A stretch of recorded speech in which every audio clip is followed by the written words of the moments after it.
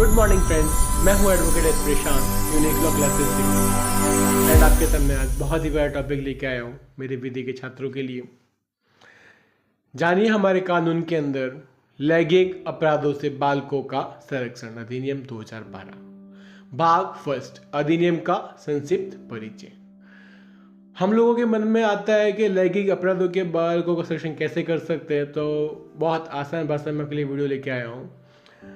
The protection of children from sexual offence act, लैंगिक अपराधों से बालकों का संरक्षण अधिनियम 2012, जिसे आम जनसाधारण में पॉक्सो अधिनियम के नाम से भी जाना जाता है। लोग कहते हैं पॉक्सो क्या है, पॉक्सो क्या है, हम लोग बात करेंगे। बालकों की लैंगिक अपराधों से सुरक्षा के उद्देश्य से भारत की पार्लियामेंट द्वारा अधिनियमित किया गया एक एक्ट बनाया गया, the protection of children from sexual offence act, POCSO. यह अधिनियम भारत में चलने वाले कानूनों में अत्यंत कड़े कानूनों में से एक है, जहां बालकों के साथ यौन दुष्कर्म करने पर आजीवन कारावास तक के दंड का प्रावधान है। इस वीडियो में इस अधिनियम का सारगर्भित परिचय प्रस्तुत कर रहा हूं और बहुत ही आसान तरीके से आपको समझाऊंगा कि पॉक्सो एक्ट क्या है और बालकों के साथ किस प्रकार से यौन दुष्कर्म और उत्पीड़न किया जाता है और उन्हें कैसे टॉर्चर किया जाता है, मेंटली हैरेस किया जाता है। वर्तमान परिदृश्य से लैंगिक अपराधों में बढ़ती हुई प्रवृत्ति का स्पष्ट कारण यह है कि लैंगिकता जो शारीरिक घटना एवं मानव जीवन के लिए उतना ही आवश्यक है जितना भोजन अथवा पानी आवश्यक होता है। वास्तव में जीवन और मैथुन अप्रतिकरणीय होते हैं।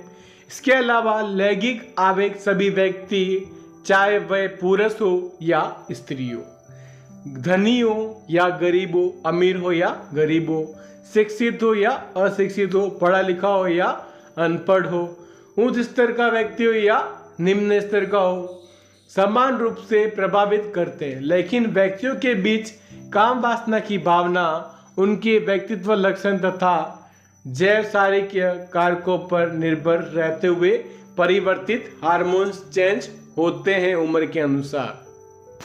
जैसे जैसे आपकी उम्र बढ़ती है उसी प्रकार आपके हार्मोन चेंज होते रहते हैं।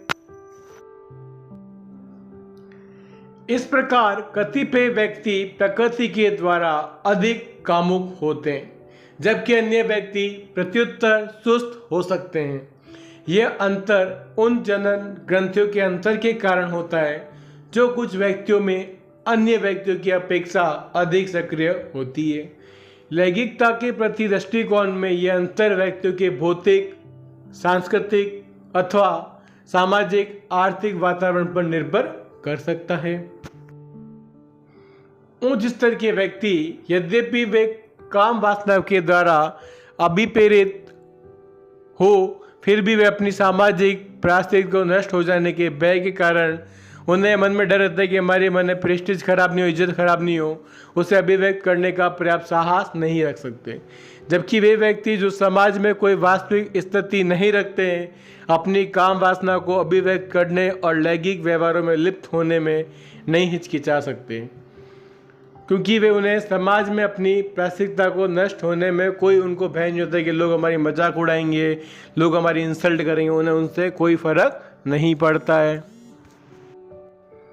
इस प्रकार लैंगिक अपराध मानव जीवन के अपने लैंगिक आवेग को संतुष्ट करने के लिए शारीरिक उत्साह से उद्भूत होता है। यदि इस आधारभूत उत्साह को किसी विधि मान्य साधन के माध्यम से शांत नहीं किया जाता है तो व्यक्ति वर्जित लैंगिक कृत्यों का आश्रय ले सकता है, जो अनंत लैंगिक अपराधों के परिमाणित होता है। वेश्यावृत्ति की समस्या, जो लैंगिक औपचारिकता का सर्वाधिक बेकार प्रकार है, आवश्यक रूप में मानव के लैंगिक क्रियाकलापों के इस आधारभूत विचरण से उद्भूत होती है। वेश्यावृत्ति, प्रोस्टिट्यूशन, ये एक बहुत बड़ी समस्या है और इसको रोकना चाहिए। इससे समाज के अंदर बहुत सारी चीज़ें गलत होती जा रही है, मगर आज लोगों का जो व्यवहार है वो काफ़ी बदलता जा रहा है समय को देखते हुए। लैंगिक अपराध के अन्य प्रकार बलात्संग, जारता, पारिवारिक व्यभिचार, महिला का सील भंग करना, वेश्यावृत्ति, गुदा मैथुन, अश्लील चित्रण, व्यभिचार, समलैंगिकता और प्रदर्शनवर्ती आदि है।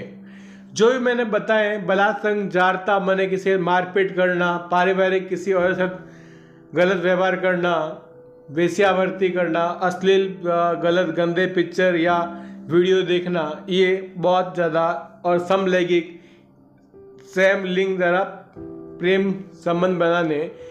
लेकिन अश्लीलता हालांकि लैंगिक अपराध नहीं है, वरन ये लैंगिक अपराध के लिए उत्प्रेरक, किसी इंसान को उत्प्रेरक करना कार्य कर सकता है। अवयस्कों का वेश्यावृत्ति के प्रयोजन के लिए व्यापरण भी किया जा सकता है। अवयस्क माने जो छोटी लड़कियां है, जो 14 वर्ष से कम है, जो 18 वर्ष से कम है, वह अवयस्क के अंदर आती है। उन्हें वेश्यावृत्ति बिजनेस के लिए, आज वेश्यावृत्ति के लिए उनको मैंने उनका व्यापरण किया जाता है, उनको बाहर इंपोर्ट किया जाता है, यहाँ से एक्सपोर्ट किया जाता है।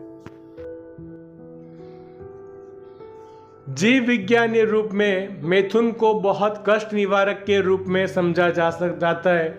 ये बीमार व्यक्ति की उपचारिता करता है तथा उसे स्वस्थ और हष्ट-पुष्ट बनाता है। हार्मोन की सक्रियता जो लैंगिक समागम के दौरान होती है, मात्र ऐसी घटना है जो शरीर के प्रत्येक भाग में रक्त तथा पोषक तत्वों का संचरण आपूर्ति को बढ़ा करके वास्तविक रूप से शरीर के प्रत्येक भाग को घोषित करता है। अच्छा लैंगिक जीवन किसी व्यक्ति को अच्छे रूप में रखता है। इसलिए चिकित्सा रूप में साबित हो गया है कि अच्छे लैंगिक जीवन को लैंगिक निराशा अथवा स्व अधिरोपित ब्रह्मचर्य एवं अनेक लाभ प्राप्त होता है। वैश्विक प्रवृत्ति बलात्संग की समस्या केवल भारत में ही निर्बंधित नहीं है, ये आजकल विश्वव्यापी माने घटना, पूरे विश्व में ही घटना हो गई है। संयुक्त राज्य America, United state of America का ये विश्वास किया जाता है कि प्रत्येक 4 लड़कियों में से एक के साथ उस समय जब वह 12 वर्ष की आयु होती है, या तो छेड़छाड़ की जाती है या तो बलात्संग, किसी का रेप किया जाता है। ब्रिटेन में बलात्संग माने रेप की बढ़ती हुई घटनाओं में से 60% महिलाओं को ये विश्वास हो गया है कि वे किसी भी समय लैंगिक अपराध से पीड़ित हो सकती है। अमेरिका राज्यों में से एक में लैंगिक अपराधों का अध्ययन ये प्रकट करता है कि 14 से 18 वर्ष की जो आयु होती है, उस बीच में लगभग 88% स्कूल जाने वाली लड़कियों को युवावस्था प्राप्त होते ही करने के पहले मैथुन का अनुभव प्राप्त हो गया था। संयुक्त राज्य अमेरिका में एक अन्य अध्ययन में ये निष्कर्ष निकाला था कि आजकल प्रत्येक 5 अथवा 10 विवाह की दुल्हन में से एक पहले से ही गर्भस्थ हो जाती है, मन शादी से पहले प्रेग्नेंट हो जाती है। मैथुन का निर्वाचन मैथुन तथा लैंगिक आचरण से संबंधित विधिक नियम विभिन्न प्रकार के हैं। उन महिलाओं को जो सहमति प्रदान नहीं करती है अथवा लोगों के प्रति अपराधों को निवारित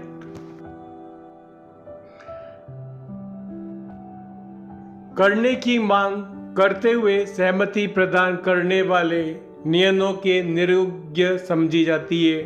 7 लैंगिक संबंध जिसमें सार्वजनिक लैंगिक क्रियाकलाप, प्रदर्शनवर्ती नग्नता, निकट नग्नता शामिल है और दंडित करने की मांग करते हुए संरक्षणकारी नियम और कठोर लैंगिक नैतिकता जिसमें विवादास्पद संबंध, पारिवारिक व्यभिचार, समलैंगिकता, वेश्यावृत्ति, प्रति जातीय वेश धारण और इसी तरह के अन्य अपराध शामिल होते हैं,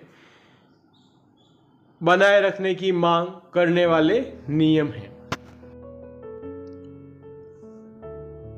हाल ही के वर्षों में प्रवृत्ति वैयक्तिक नैतिकता के मामले पर नियोजक नियमों तथा लोग की संवेदनशीलताओं के संरक्षित करने वाले कुछ नियमों को शिथिल बनाने, परंतु पश्चावर्ती वर्ग के अन्य अनुरक्षित करते रही है। इसके अतिरिक्त प्रत्येक समाज और उसके विभिन्न स्तर में विभिन्न प्रकार की प्रथाएं, व्यवहार, निषेधिया तथा प्रतिषेध जो सामाजिक लैंगिक आचरण को भी नियंत्रित करते हैं और विधिक नियमों के विरुद्ध हो सकते हैं, यद्यपि समाज उसके बहुत अधिक भिन्न हो सकते हैं, जो वे अनुज्ञेय रूप में स्वीकार करते हैं अथवा संबंध जैसे विवादेतर संभोग में अवांछनीय रूप से असहमत होते हैं, उनकी सहमति नहीं होती है। लिंग जिसमें व्यक्ति संबंधित होता है अधिकांश मामलों में निश्चय रूप से गुणसूत्रीय सवितरण द्वारा निर्धारित किया जाता है। मानव अलैंगिक गुणसूत्रों के रूप में 22 जोड़े और महिलाओं के मामलों में X युग्म तथा पुरुषों के मामलों में XY युग्म रखते हैं। लेकिन असाधारण सवितरण हो सकते हैं, परंतु बालक जब वह जन्म लेता है तब उसे सामान्यतः दर्शात्मक निरीक्षण के आधार पर एवं अथवा अन्य लिंग प्रदान किया जाता है और उस लिंग के कपड़ों तथा सामाजिक वातावरण में उसका पालन पोषण किया जाता है। जैसे लड़की है, लड़की लड़की वाले कपड़े पहने, लड़का लड़के वाले कपड़े पहनेगा। लेकिन कुछ व्यक्ति हार्मोन के प्रभावों से अधीन उस लिंग के जिससे मूलत संबंधित होने के लिए समझे जाते हैं, व्यक्ति के रूप में पूर्ण रूप से विकसित नहीं होते हैं। विशेष रूप में युवावस्था अथवा किशोर अवस्था में जब हार्मोन का उत्पादन अधिक मात्रा में बढ़ता है, तब उनमें से उस लिंग जिसके वास्तविक रूप से संबंधित होते हैं लक्षण विकसित हो सकते हैं। अन्य लिंग के मिथ्या लक्षण दब जाते हैं, वो लक्षण जो होते हैं वो दब जाते हैं। तदनुसार किसी व्यक्ति का लड़के अथवा लड़की के रूप में पालन पोषण किया जा सकता है। युवावस्था पर वह लड़की अथवा लड़के के रूप में विकसित हो सकता है। अंतरलैंगिकता उस समय विद्यमान होती है जब किसी व्यक्ति को दोनों पुरुष तथा दोनों स्त्री के जीव विज्ञानी लक्षण जैसे एक लिंग के बाह्य जनांग तथा अन्य लिंग की ग्रंथियां अथवा दोनों लिंगों के आंतरिक तथा बाह्य लक्षण अथवा कोई अन्य पुरुष और स्त्री का मिश्रित लक्षण प्राप्त होता है। उसके अंदर आदमी और औरत के दोनों लक्षण प्राप्त होते हैं, या दोनों लोग समलैंगिकता, दोनों जेंट दूसरे से प्यार करते हैं, या दोनों लड़कियां दूसरे से प्यार करती है, जिससे हम लेस्बियन कहते हैं।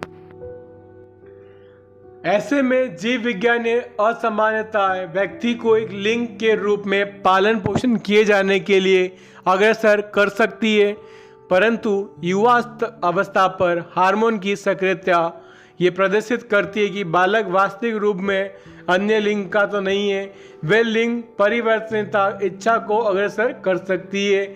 लिंग परिवर्तना ऐसी दशा है जिसमें सामान्य व्यक्ति जीव विज्ञान के रूप में स्वयं को अन्य लिंग का होने का विश्वास करता है। लड़के को लगता है लड़की हूँ, लड़की को लगता है लड़का हूँ। अन्य लिंगों को कपड़ों तथा रीतियों को अपनाता है।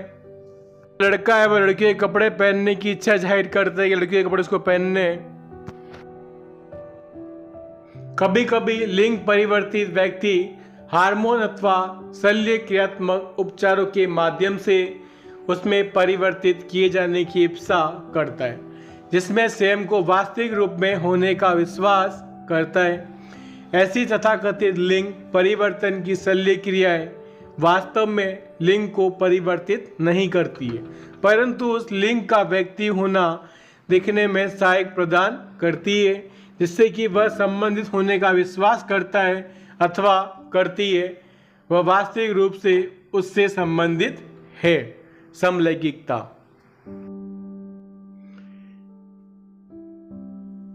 सामान्य और अधिकांश मामलों में लैंगिक भेद के परिणामों में से एक है। कम से कम युवावस्था अथवा किशोर अवस्था की आयु से व्यक्तियों में अन्य लिंग की व्यक्तियों के साथ लैंगिक रूप में प्रभावित होने का सशक्त नैसर्गिक उत्साह होता है। यह नैसर्गिक इच्छा अनेक समस्याओं को उद्भूत कर सकती है, जिनमें से अनेक को विधिक आलिप्तता प्राप्त होती है। एक अन्य प्रश्न यह है कि किस प्रकार के आचरण का दमन किया जाना चाहिए, किस प्रकार के आचरण को सहन किया जाना चाहिए और लैंगिक आचरण के विशेष प्रकारों पर क्या विधिक परिणाम अनुसरित होने चाहिए या नहीं। समाज में अधिकांश लैंगिक व्यवहार विषमलिंगी एवं पुरुष तथा एक स्त्री के बीच होता है और उत्तेजना के विभिन्न प्रक्रमों तथा श्रेणियों को अंतर्गत करता है, जिन्हें विभिन्न रूपों में चूमना, लिपटना, गले लगना, गले मिलना अथवा आलिंगन करना और अनंत संभोग करना कहा जाता है। पॉक्सो अधिनियम 2012 के उद्देश्य और कारणों का कथन कि उसका उद्देश्य क्या था और उसके कारण क्या था, उसके बारे में हम लोग चर्चा करेंगे।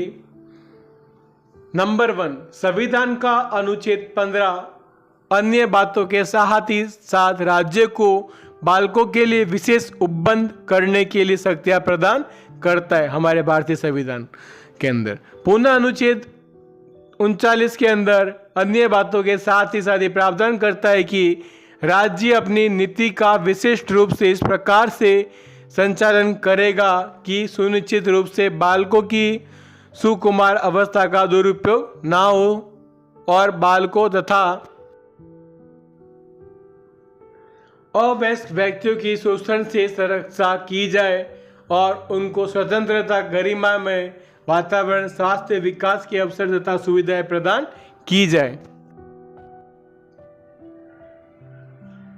दिनांक 11 दिसंबर 1992 को भारत सरकार द्वारा अनुसर्मित बालकों के अधिकारों पर संयुक्त राष्ट्रीय अभिसमय राज्य पक्षकारों से नंबर क किसी विधि विरुद्ध लैंगिक क्रियाकलापों में लिप्त होने से बालक को उत्प्रेरणा अथवा प्रपीड़न से है।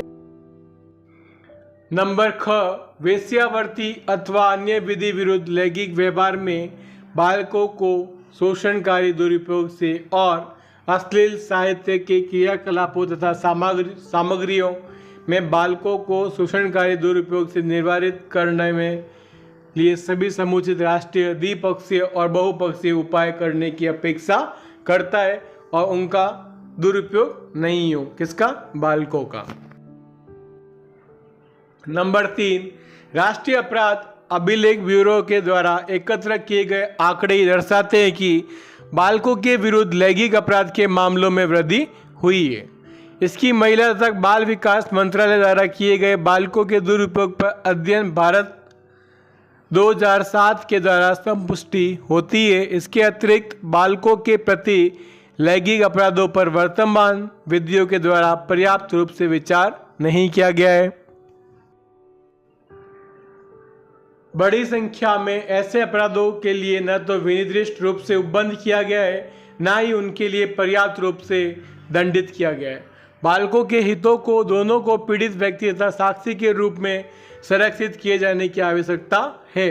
ये महसूस किया गया है कि बालकों के विरुद्ध अपराधों को अभिव्यक्त रूप में परिभाषित किए जाने तथा प्रभावी निवारक के रूप में उपयुक्त शास्त्रों के माध्यम से रोके जाने की आवश्यकता है और उस माध्यम से उसे रोका जाना चाहिए।